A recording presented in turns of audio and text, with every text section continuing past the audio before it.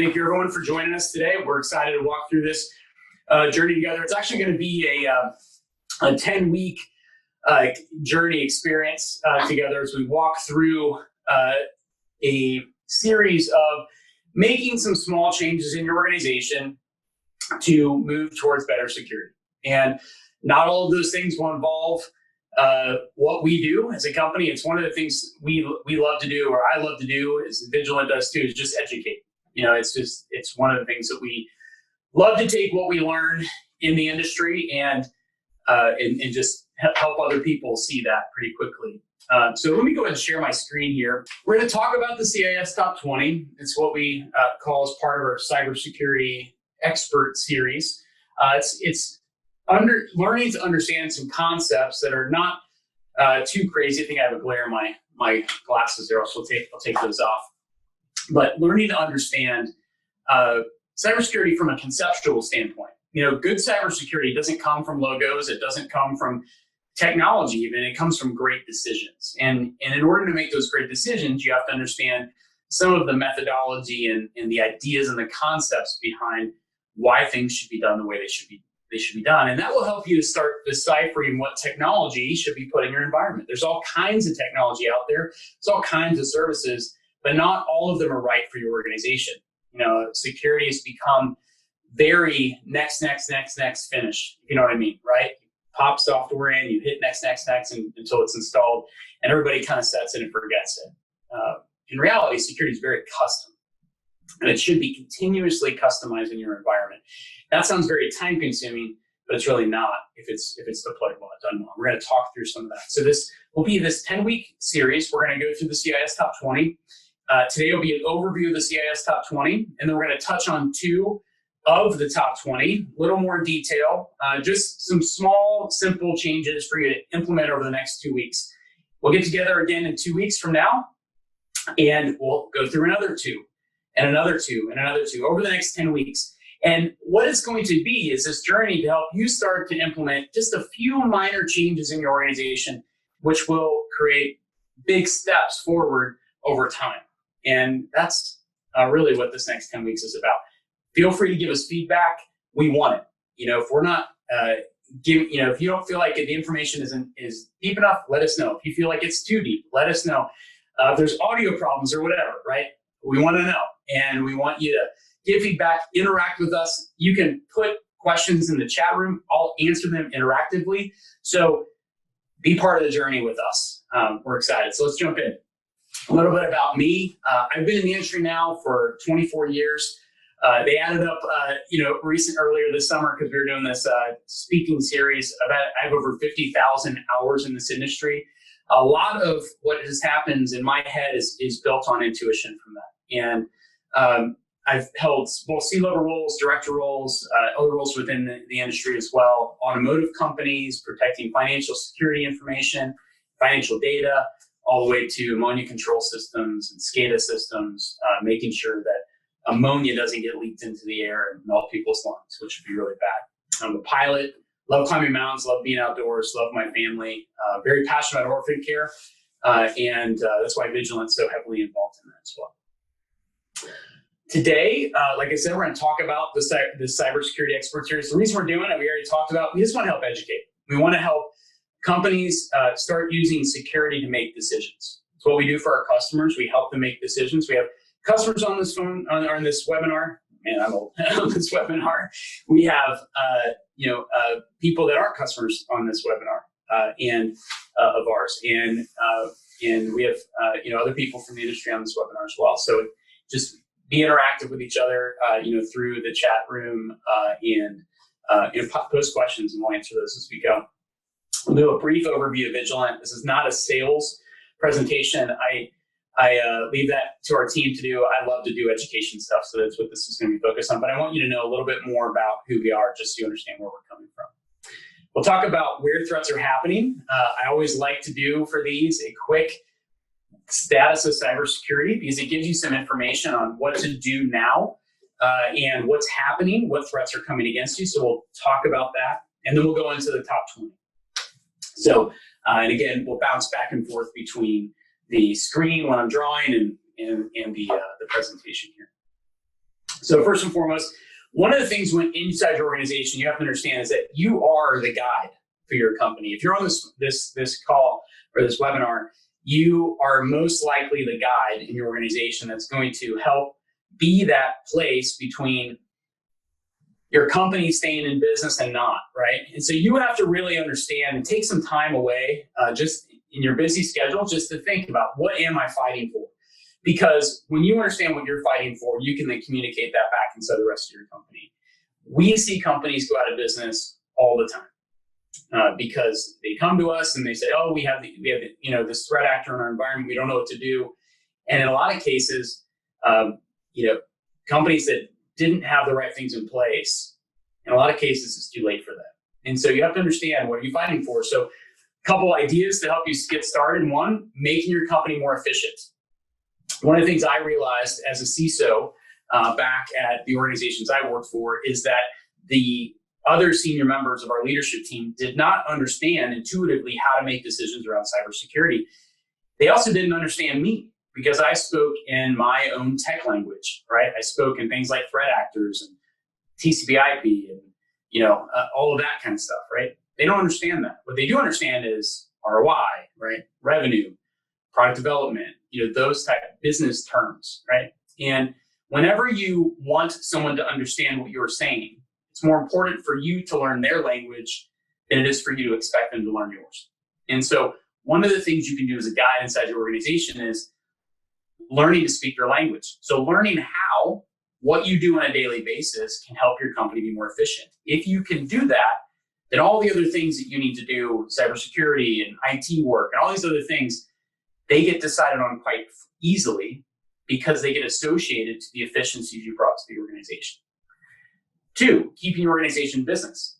It is not, and I want to be very clear, companies go out of business when they have cyber attacks in most cases, because they don't have the capital to continue to be down for months and to then pay out a massive payout to a threat actor or to pay out to their customers or whatever. They don't carry that cash, right? And insurance won't save you, because a lot of insurance companies are starting to put caps on it. You got to help your organization see value in cybersecurity. So it's back to learning the language. And then you also have to be this barrier from harmful attacks. So not only are you keeping the barrier from systems going down, but you're now also the barrier between hackers attacking your organization. And that's a big responsibility. A little bit about us. Vigilance and Elite Team. We focus on cybersecurity. We're not a telecom company doing cybersecurity also. We're not a product company doing cybersecurity also. We focus on cybersecurity, and we understand it, and we know that it's actually warfare, and we fight it like it's warfare. We hire advanced cyber warfighters, right? We have team members from former DoD, heads of U.S. Cyber Command, Armed Forces, Fortune 500. Our board of directors is full of special operations team, from the military command members, right? We're one of the only 2 companies in the industry approved by the Department of Justice to operate in places like the California law enforcement environments. And we're the only company that offers unlimited incident response in the entire industry, because we believe in what we do, and we know that we can help companies and keep them safe. And so when we put our technology in, we partner with companies, we put our services in, we partner with our customers, and we put that in place. And we don't just say, "Hey, we're going to tell you when bad things happen." When they do, we're also there with you. And so we provide unlimited incident response. And that's a big deal. I think a lot of people don't understand that is, when you're a customer of ours, you don't have to worry about the $4.5 million to $6 million average incident response forensic cost. We cover that. So it's almost like an insurance policy in some ways, right? And then ultimately, Vigilant gives 25% of our profit to orphan care globally. It's one of the reasons why we exist. We do, just even this year, we started working with funding organizations that help get children out of the sex trade as well. So it's a big part of who we are. Protect over $100 billion in assets around the world, across North America, Europe, and Asia. We keep companies in business. And we do that through collecting data, doing analysis, and helping you make surgical decisions. We save you time, and we help keep you focused. Do that through managed MDR, so managed detection and response. in endpoint detection and response, providing very customized security solutions that help you stay ahead of the threat, right? Most technology out there is what we call commoditized, where you can buy it easily in the marketplace. And because you can buy it easily, so can a threat actor, and they can now know what the capabilities you have are. And in a lot of cases, your logo is even on that security provider's website. We do not just go out and purchase other technology, we create our own. And so we're able to not commoditize that. We're able to keep that information secret. We're able to keep intelligence secret, and we don't sell it. We use it to protect it. So let's jump in. So to be successful, and this is something that's really, you need to hit home within your organization. To be successful, security must drive business decisions in your business. It should not be a business decision, right? So security should not be an afterthought. It should literally be involved in product decisions you make, infrastructure decisions you make. It should be involved in efficiency decisions you make, because if cybersecurity is done well, you'll know more about yourself through it than anything else you do. And that's a pretty powerful thing. You know, Sun Tzu talks about in any type of warfare scenario, you need to understand yourself most importantly. And we'll talk about that today. And then a couple of things we do just, from helping you know yourself if you're a customer of ours, is to use our visibility center and really get deeply involved in it itself. It's a very customized platform that we build around our customers' needs. So pretty cool stuff. All right, state of security. So just recently, about a week ago, some of you may have heard that there was a large organization, a big US travel management firm. They got hit with a type of ransomware called Ragnar Locker ransomware. Now, what we started talking about 18 months ago is that, and if you look at security trends during that time frame, the industry was saying, we're not seeing much ransomware at all. In fact, we were seeing an uptick in ransomware, right? And because the industry's news or the industry information usually lags behind, because it's built on trends. And so what you'll find is those trends are about a year old, right? So if you hear about trends today, just know in your head, from a paradigm standpoint, that information is based on year-old data, right? So if you're making decisions off of that information, your decisions are lagging by a year. It's pretty profound when you understand that. But this company got hit with Ragnar Locker, and what hackers started to do was, because they couldn't sell data anymore at the higher prices that they were. It used to be $240 a record, now it's about $1. And on top of that, because the market's saturated with data, it's saturated with people's information, PII, they now have to verify whether or not it's been stolen before or not. So they even have to spend more time investing in any of that data to sell it. And so they changed strategy. They went to this aspect where they can go into an organization, they can attack you, they move manually, so most of your detection systems don't work to detect them. They place themselves in specific areas in your organization, and as soon as they're placed enough and they've gotten their hands in your backups and things like that, then they delete your backups, and they, even when they're in the cloud, and they take your organization down and they hold you ransom. And they know exactly how much money you have because they've already read your file servers. They know exactly what your incident response plans because they've read those too. And in a lot of cases, they're calling the senior leadership on their cell phones, or they're calling your incident response members, based on your plans, and they're telling them that what they just did, and then they hold you ransom. So that happened again, and it happens pretty frequently. You hear about companies, and even in the industry, about this on a weekly basis. This company specifically got hit, and they agreed to pay and handed over $4.5 million in Bitcoin to the attacker in order to get their information back.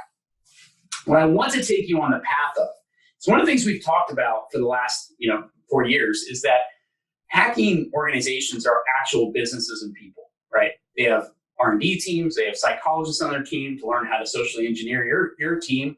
They have customer service agents. They have CEOs, CFOs. I mean, they're a business and they have products and services.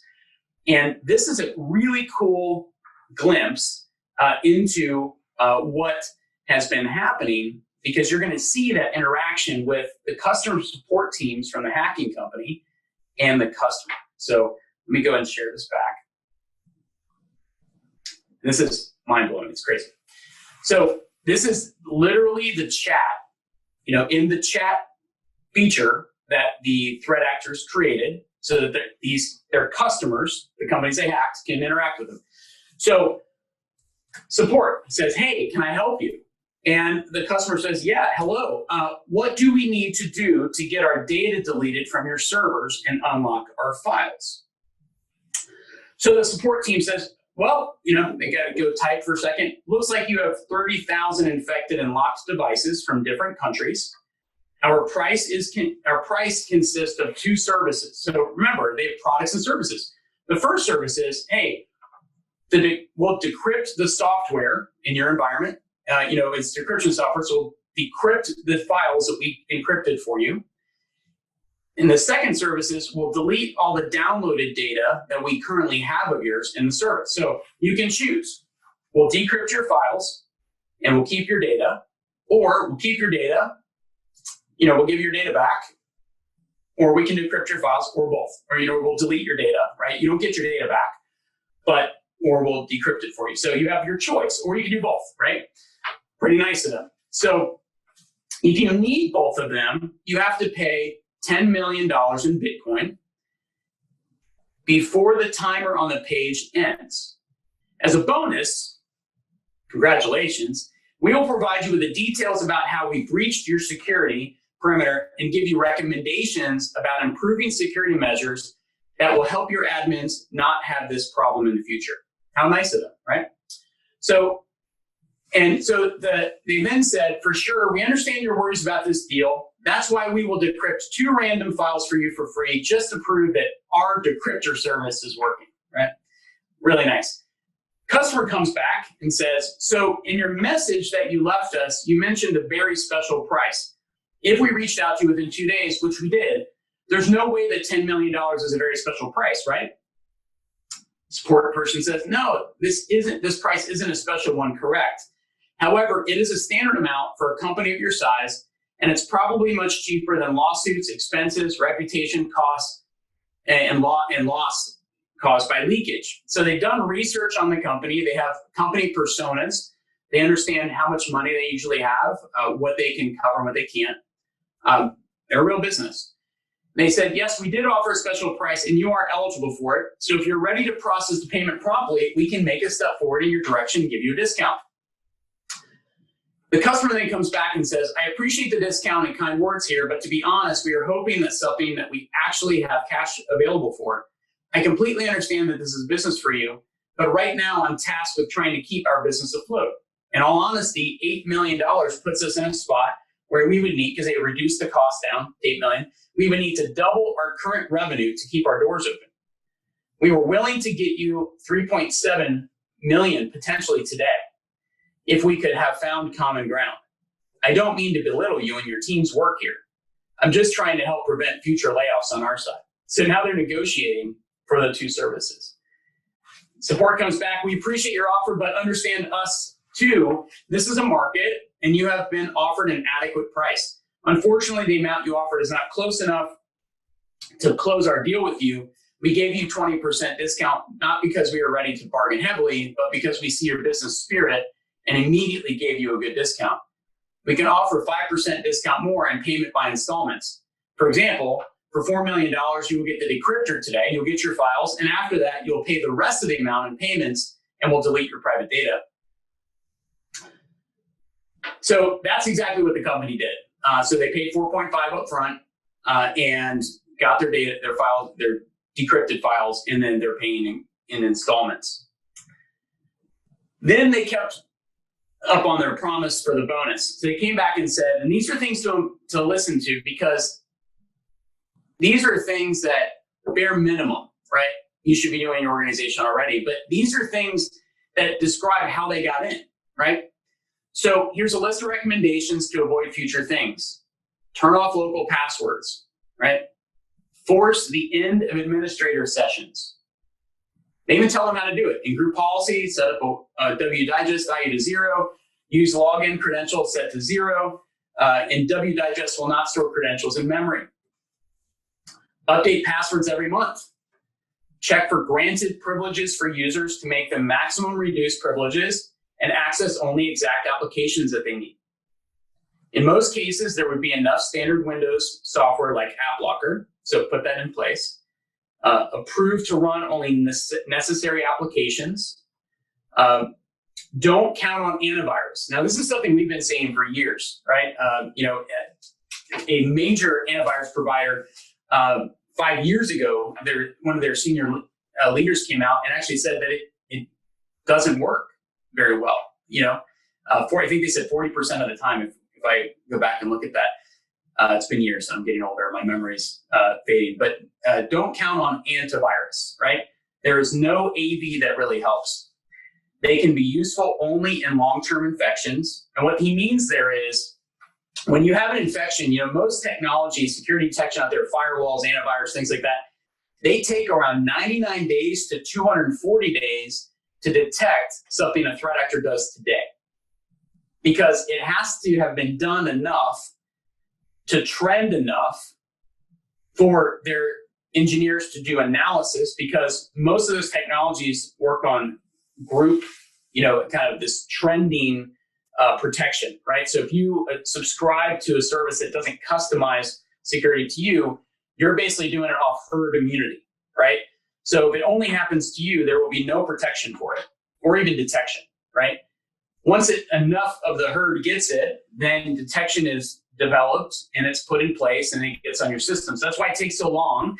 But on top of it, that's why he's saying it only works in long-term infection. So it's something that hackers know, but people at companies refuse to acknowledge. And that's why hacks continue to happen. It's why the industry continues to miss these things, because hackers know that this stuff happens, but nobody does anything about it. And so he's saying, don't use that stuff, right?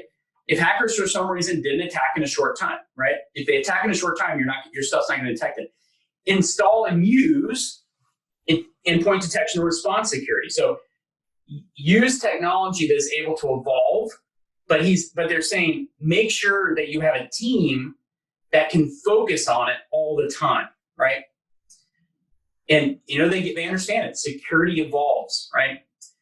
For huge companies, they suggest at least 3 system administrators working 24 hours a day, within shifts, maximum 4 admins working 3 shifts for 8 hours per day. That would be enough, right? They're giving them recommendations on how to do security better.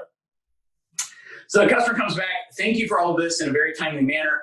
Support comes back, you're welcome. It's a pleasure to work with professionals. If there would be any questions, feel free to ask. And then they end it. Please confirm that you wrote down all information from this chat so we can clear it. However, we'll keep the chat room up, for your support if necessary. So pretty mind-blowing stuff, but it's literally the voice of the hacker speaking back, and it's a window into that interaction. And it's not a place you want to be, because by the time you get there, you're just paying millions out. I mean, they've already deleted your backups. It's a bad day. But in most of these cases, the entrance into these environments is very small.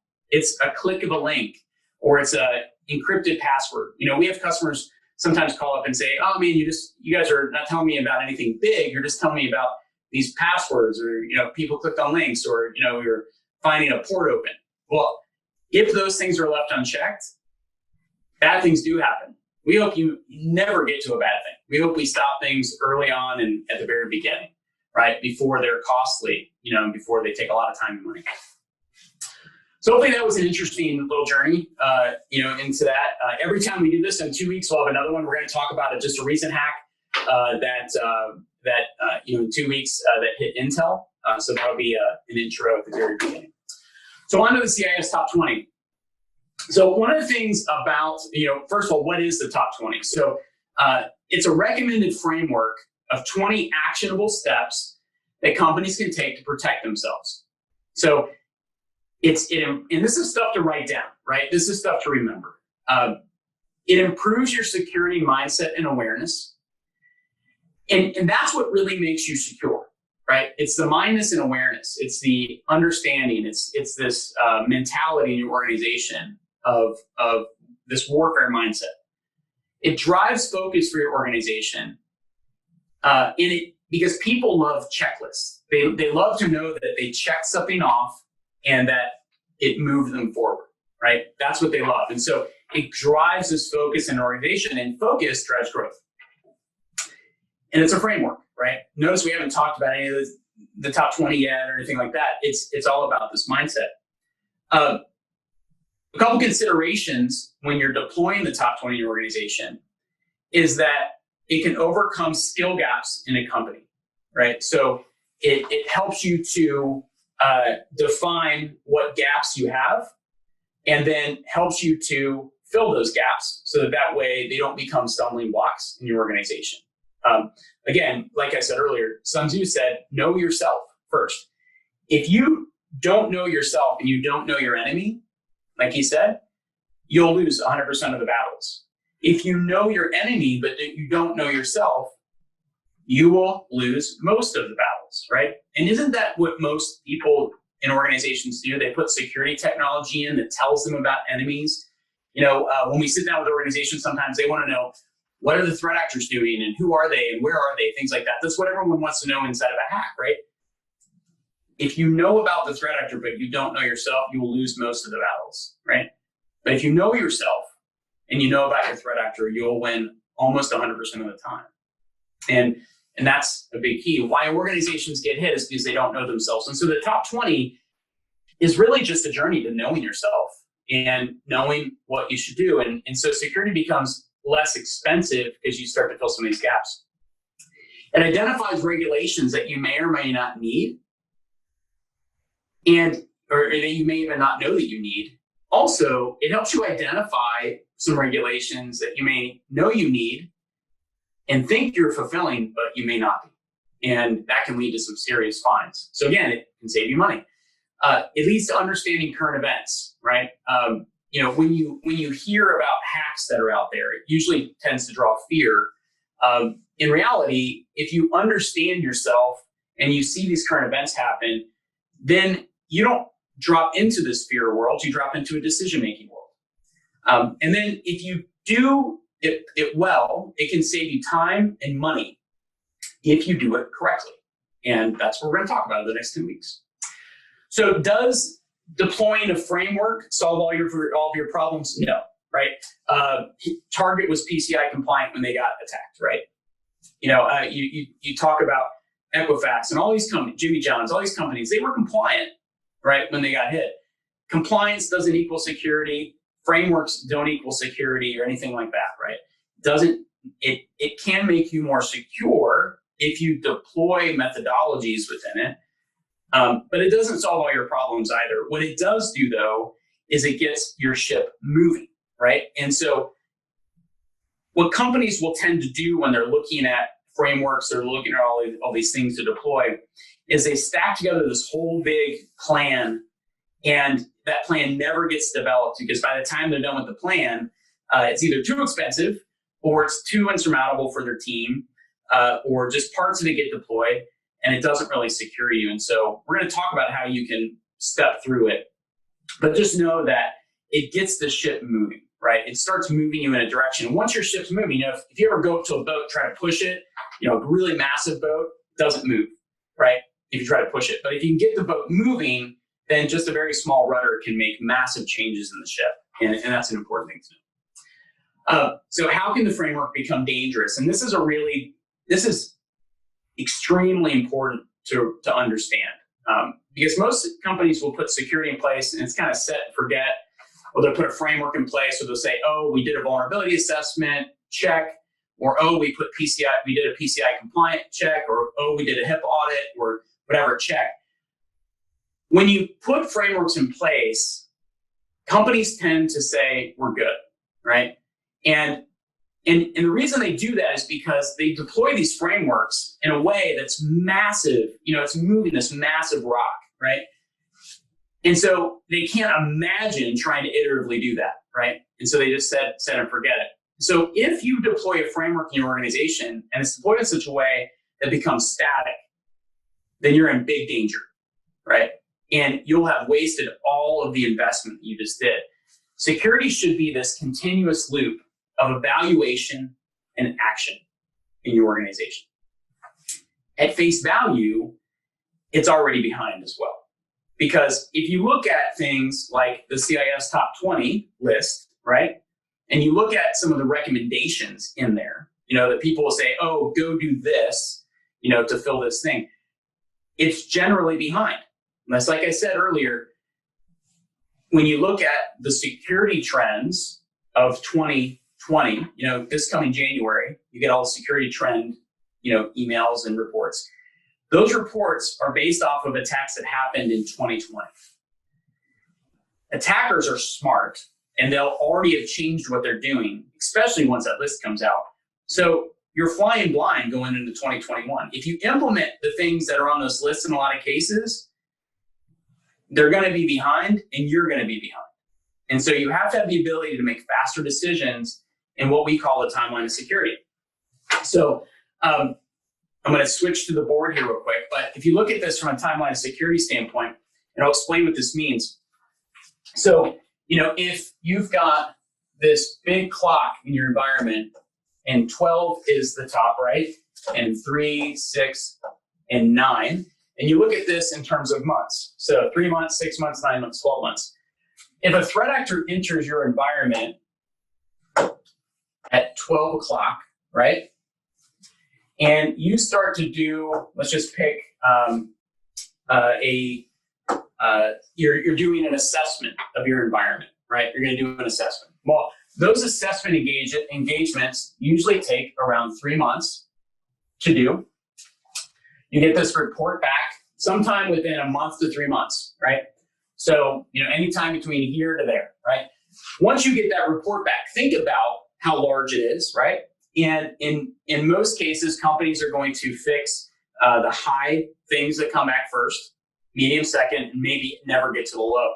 But when you do those high threats and you're fixing those can take, for organizations on average, 3 months to deploy. So you're now 3 months into fixing problems that this threat actor had, or 6 months to attack with. And so as you're making decisions in your organization, or you're deploying frameworks, or you're doing things, right? You have to make the decisions around, well, if the threat actor is in our environment today and we do this, how long is it going to take us to get to where we need to go, right? It's one of the reasons why here, being a former CISO, I understood this. And so, because I had to do this in my organization. And so here, we made our technology able to deploy fully inside an organization, fully operational, production ready within 2 weeks, even to enterprise organizations, right?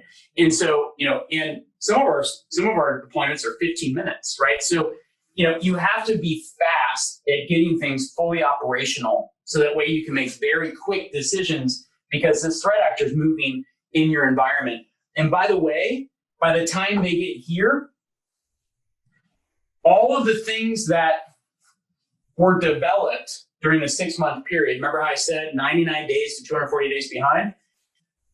All of that information is going to be old, right? So now you're into 9 months, right? It just keeps getting worse. This threat actor continue to make changes, and they're going to stay 3 months ahead of your technology at any given time, because they're going to make changes to what they're doing.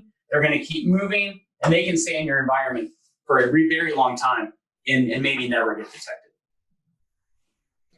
Let me go back to sharing here.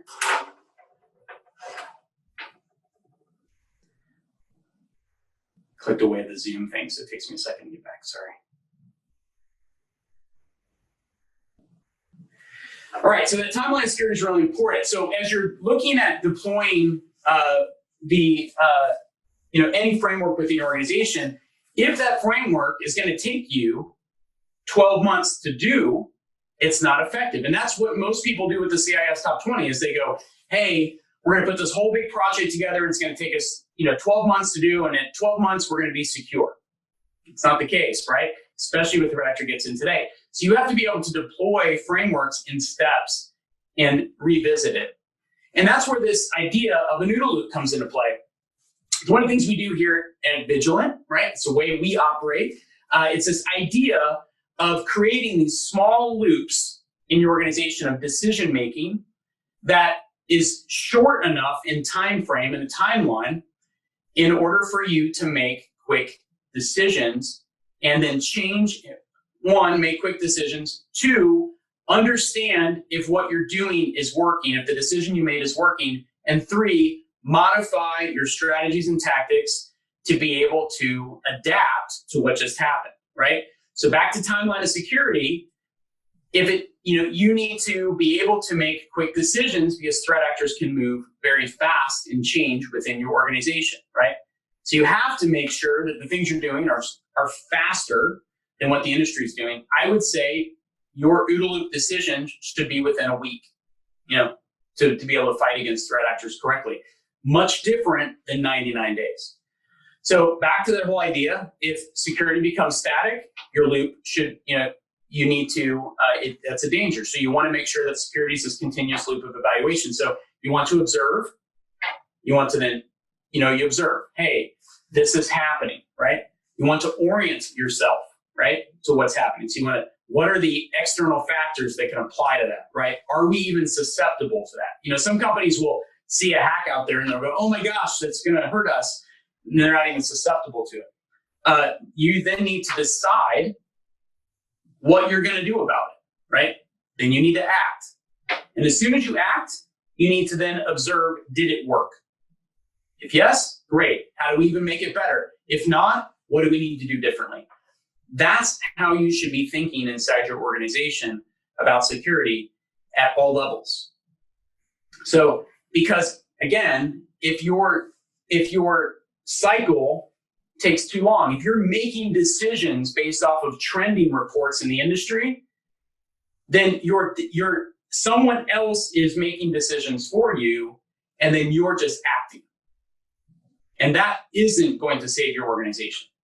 You have to make decisions on on information about you, right? If security becomes dogmatic and it's not data-driven, that's a problem because, again, you're just going to be spinning your wheels and it's going to become very expensive. And the big part here is it allows you to start simple, right? It allows you to start with just a few things and then you get the shit moving. And then you iterate through that over time.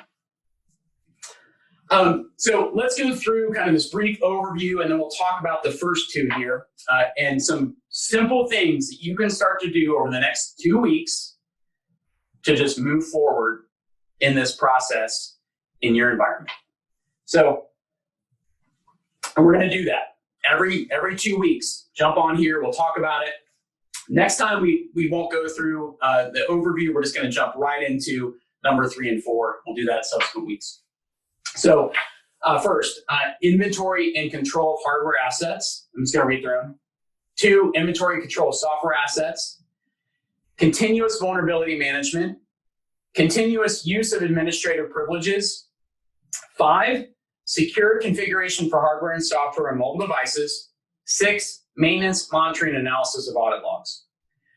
So there's 6 things there on that screen. What I want you to pay attention to is what's on the left here, this word basic. So if you look at the methodology, they're based on 3 stair steps, kind of layers of the onion. First is basic controls. You just got to do those. If you go back and you look at that chat between that threat actor and that travel management organization, what they said is in these 6. If you do those, you're doing some really good stuff. That's where I'm saying it's just starting simple is important. I'm sorry, I guess I'm not sharing my screen. I thought I was.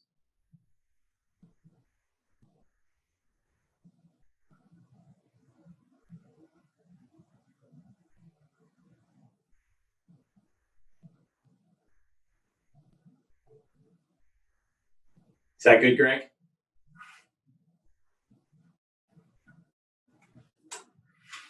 Is that sharing now?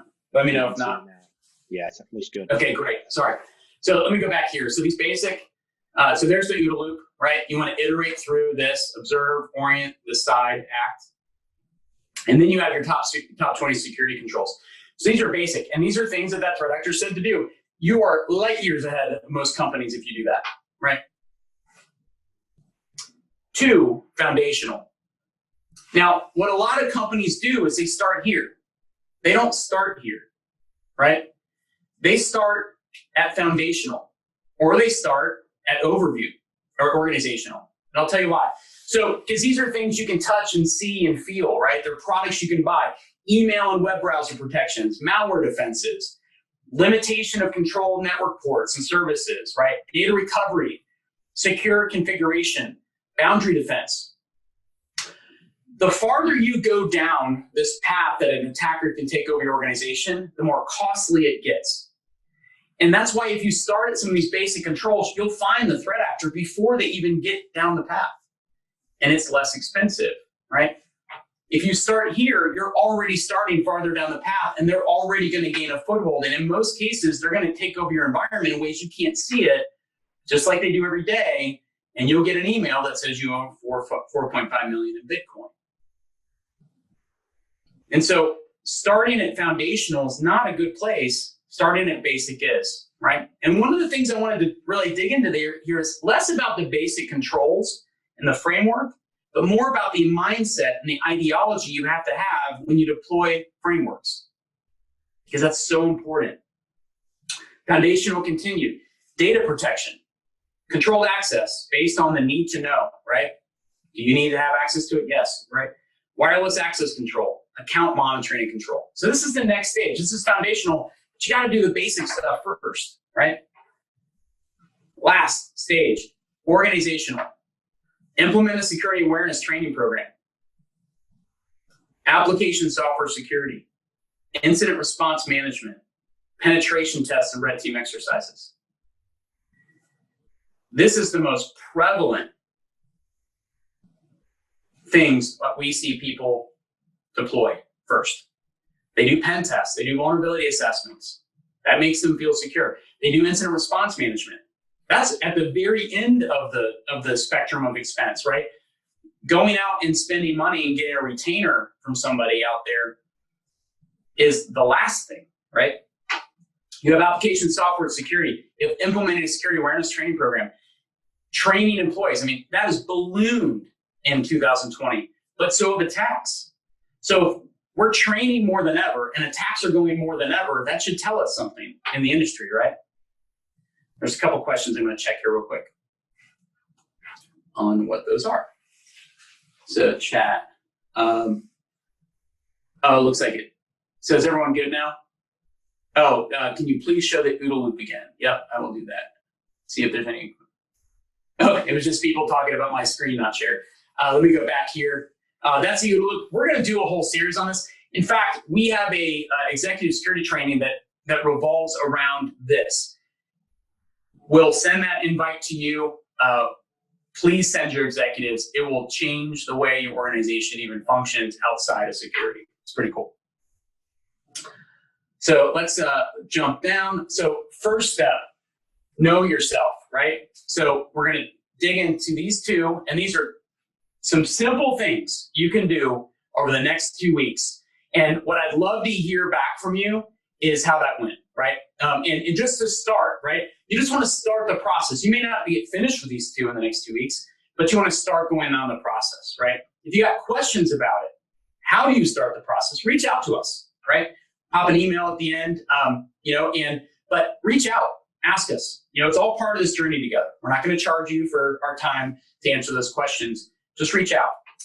So inventory control of hardware assets, inventory control of software assets. So we're going to look at inventory control of hardware assets first. And it's back to changing your paradigm. How do most people, if I said, hey, go take an inventory of all your hardware assets in your organization, what are most people going to do? One, they're probably going to go to finance maybe and see all the things they bought. That's usually not a good list because it never gets maintained.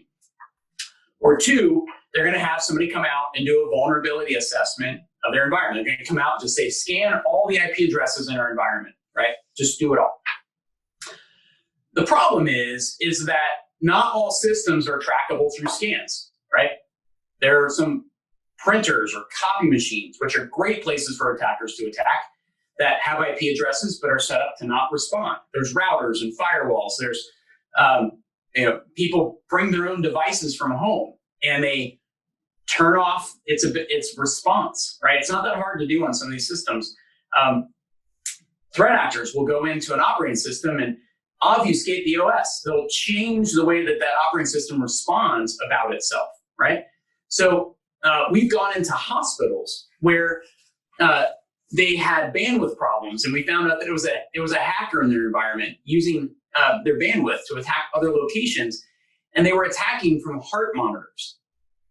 And we saw that the heart monitor was running Windows 98. Well, that was not anywhere near compliance, but we went back to them and said, do you know that you have all of these Windows 98 systems spread across all of these locations or across your hospitals, massive hospital organization?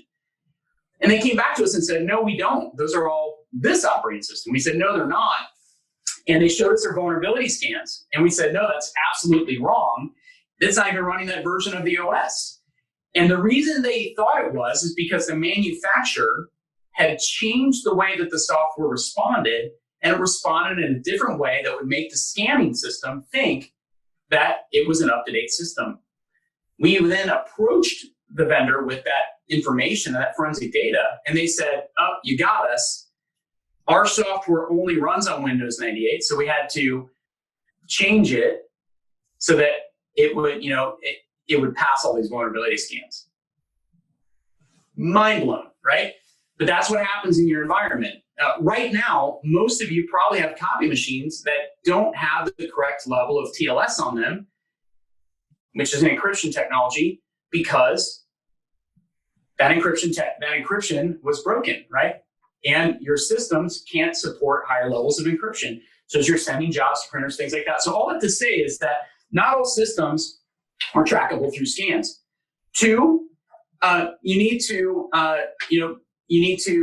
understand that you need to have a plan and understand that once you do understand what systems in your environment, that not all of them are updatable, right? You may not be able to take them out of production. They may be a machine that operates on a factory line. You may not be able to take that out. So you may have to, updating software doesn't fix all your problem. And the other thing is you need to be able to learn, as you're explaining this to your senior leadership, that you need to be able to learn to speak their language. And we'll talk a lot about speaking language. Someone asked, what is TLS? So TLS is basically it's an encryption type. So when you communicate to a device, it creates kind of a handshake of communication that says, hey, we're going to communicate at this level of encryption. So any traffic passing across that is encrypted. If you have a lower level of that, because hackers continually break these encryption methods, and so if your hardware at your organization supports the lower level of encryption, well, that attacker can capture that data and decrypt it. That's a problem if you're sending PHI, your hospital, you're sending PHI, your pharmacy, or you're sending intellectual property places, that becomes an issue. So you want to, whenever you're, like I said, you want to learn to speak the language of decision makers in your organization. So when you look at how you maintain the security of hardware assets, you don't always just have to rip and replace them. There are things that you can do to put security in front of them that's less expensive than replacing the device. And that extends the life of your assets for sometimes a decade. And you can run a lower level security system with security protection in front of it for much longer, and literally until the machine dies, and still maintain security. So, and we'll talk about it. In finding your hardware and software assets are very similar to each other, right? And we'll explain that here in a second. So let's move on to inventory and control of software assets. So this is the second one. So the first one is, and I'm just going to point back to action items for you all. The first thing is these three things, sometimes you have to change the paradigm of the way you think and the way your organization thinks before you start taking action, right? And this is an important paradigm to change. These three things, if all you do over the next 3 weeks is just think about these three or start to talk about them in your organization with your leadership team to explain these three things, you've already started down the CIS top 20. It's the CIS top 20 is not about checking all the lists. It's about a journey of small iterations that OODA loop to make decisions towards security. These three things are going to help your organization, and you didn't spend any money doing it. Pretty cool, huh? Inventory and control of software assets. So again, remember I said vulnerability assessments don't always solve you can't always find everything because there are ways to hide information from those systems. And so there's a huge difference between communicating software and installed software. Let me explain that. Installed software that never communicates, whether it's an old version or not, right? It could be 10 years out of date, but if there's no way to communicate to it and it doesn't communicate or isn't communicating across your network, it's not a threat. Even if it's considered on a scan as a high vulnerability, it's not even worth your time right now because it's installed, but it can never, ever be attacked. So even though it's considered high, it's not high contextually in your environment. Communicating software is, right? So the software that communicates across your environment or can be communicated to, that is a problem. And you need to be able to investigate that traffic and understand that. So when you're looking at fixing security problems, don't do it based off of a rating system of high, medium, and low. Do it based off of the context of the communicating software, right? That's important, right? Also, do it based off the context of where it is, right? If you have a web server that has a high vulnerability on it that can't be attacked, but you have the admin to your CEO's laptop that has a low vulnerability rating, but it is being attacked, that's your context, right? That's more important. So you got to be able to start thinking about context. Again, remember, this is all mindset right now. Haven't even spent $1. The goal of this is to understand. So the goal of inventory control and software assets is to understand what software or hardware issues or vulnerabilities might exist in your environment, right? Not so that you can update that software, but that so you can know what to do with it, right? And let me explain something really quickly, right? With this, we just got a couple more slides. Is that when you update software, that doesn't mean that system's secure. Because software vulnerabilities, the reason you have to keep updating your systems every 2 weeks or every month, depending on when the vendor releases it, is because of this. One, there's significant amount of vulnerabilities out there that nobody knows about. Nobody. Not threat actors, not good guys, not bad guys. Two, there's a lot of vulnerabilities out there that the hackers know about and that software and hardware manufacturers don't know about. Those are the most dangerous because they're being used with no one knowing. Once they do get found out, then all of a sudden, hackers and software manufacturers know about it. Now, there are cases where software manufacturers and hardware manufacturers will find their own, right? But this is much more prevalent. Then it's not updated or patched on your system until the hardware or software manufacturer can create an update for it. It's gone through change controls and things like that. So it can take up to 8 months to years before that update even gets to you. Once it's updated, that system still has a lot of vulnerabilities that fit in option 1 and 2. So your decisions around fixing vulnerabilities in your environment should be more of a contextual placement, not just always updating, right? Updating is a good thing. Don't get me wrong, right? But what I'm saying is you have to understand that security is more than that. It's more than a patch management program. And if you can understand how threats are operating in your environment, you can literally have a system that's unpatched and maintain the security of it, right? So don't put the cart before the horse. Do what's most important first, those basic security controls. 2, learn to speak the language of your leadership. How are the decisions you're making around cybersecurity going to bring efficiency and cost savings to the organization or improve margin or improve revenue, things like that? You can do that by knowing that about what's happening in your environment. There may be software that you're paying for that you're going to find that isn't even used in the organization that can provide cost savings just because of your ability to see this. And then the last one is, what do you do with this information? So one, you can uninstall that software. Two, you can keep it and update it, right? We talked about that, but that's only solving number three, right? You then need to start tracking it. And there's all kinds of inventory management controls, or inventory asset tracking. You can track it in an Excel spreadsheet. If you have a massive organization, you can track it in all kinds of inventory tools out there. But don't subscribe to inventory management systems that just scan your environment and add it in, right? There has to be interaction from your team in order to make sure those are up. Because again, like I said earlier, a lot of technology in your environment won't even respond to those. And then the fourth one, which is the most important, is secure. If you do these two things well, if you start to know yourself, it's all about the decisions you make. Like I said, you can take insecure systems and make them secure in very creative ways, right? If you know yourself. Let's jump here forward here real quick. So hopefully that's helpful. That process. The first stage of this loop for you is just starting to change your mindset, right? And it doesn't cost you a dime, but it will jump you forward as an organization in securing yourself and making you more ready to protect your organization, right? Just do that over the next 2 weeks, and we'll give you a next step that you can also do during this next 2 weeks or going forward. But just start to change that mindset. When you look at so just us in general, we do what's called a POV. It's a proof of vigilance. It's a security assessment.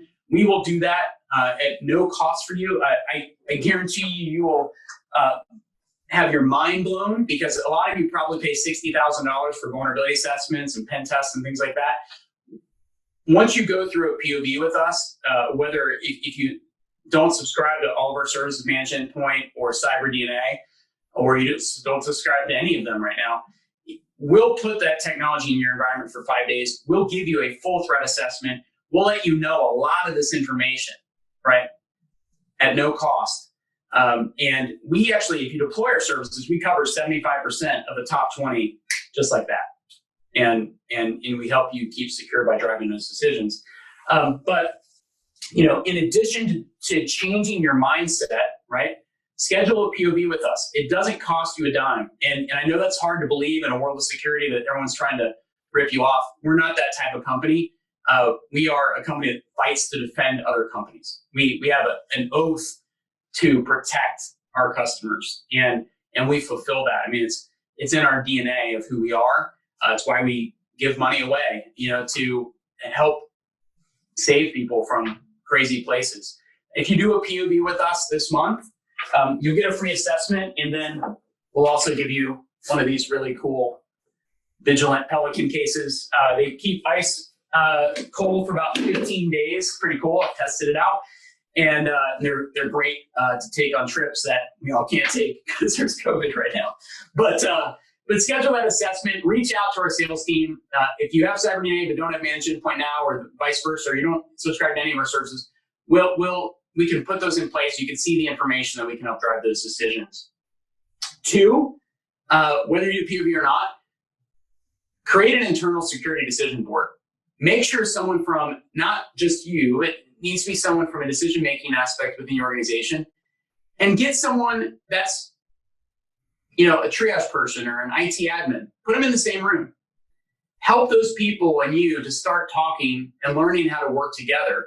Because when an incident happens, you're going to be forced in the same room. But if you know how to talk to each other and you change your paradigm, you start to talk through some of these things ahead of time, you're going to be that much more prepared for a threat when it comes. And I guarantee you it will. Two, begin the CIS Top 20 journey. Start with network traffic analysis. Now, a lot of companies go and they say, oh, let's do a vulnerability assessment or pen test. That would be a mistake for you. Because again, you're not going to find all the things in your environment that you need to find.